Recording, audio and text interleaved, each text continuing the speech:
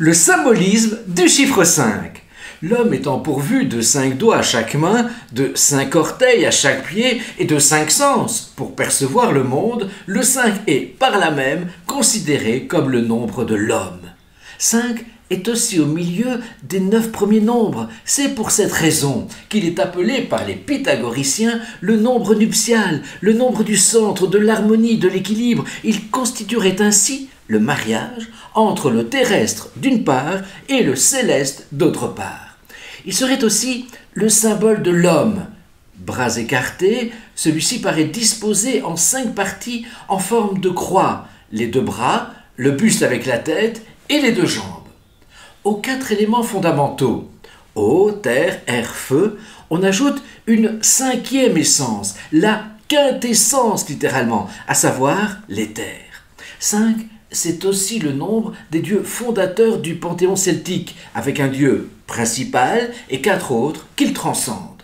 Ce schéma sera d'ailleurs repris par César lui-même dans son De Bello Gallico, qui énumère Jupiter, le dieu principal, puis Mercure, Mars, Apollon, Minerve. Dans le livre de la Genèse, le premier livre de la Bible, il est dit que les poissons et les volatiles furent créés le 5e jour. 5 est également un chiffre faste pour l'islam qui lui voue une véritable prédilection. On retiendra ici essentiellement les 5 piliers de cette religion, la profession de foi, l'aumône légale, dite la zakat, la prière rituelle, 5 fois par jour précisément, le ramadan et le pèlerinage à la Mecque. On peut encore évoquer très rapidement le pentagone en géométrie. Un pentagone est un polygone à 5 sommets, donc 5 côtés et 5 diagonales. Un pentagone est soit simple, convexe ou concave, soit croisé. Le pentagone régulier étoilé est appelé le pentagramme. Le pentagone est un pentaèdre puisqu'il s'agit d'un polyèdre à 5 faces. Le pentacle, étoile à 5 branches, ne s'inscrit pas dans un pentagone mais dans un cercle. Le pentacorde est une lyre à 5 cordes dans la Grèce antique. L'être humain est un pentadactyle puisqu'il a 5 doigts.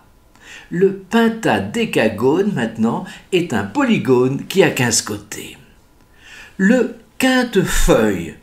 D'inspiration romane ou gothique, les églises et les cathédrales du Moyen-Âge furent souvent décorées ou ornementées de vitraux et de sculptures présentées sous la forme précisément d'un quintefeuille. Le quintefeuille est bien présent également dans l'art héraldique. Le quintefeuille est un pentapétale.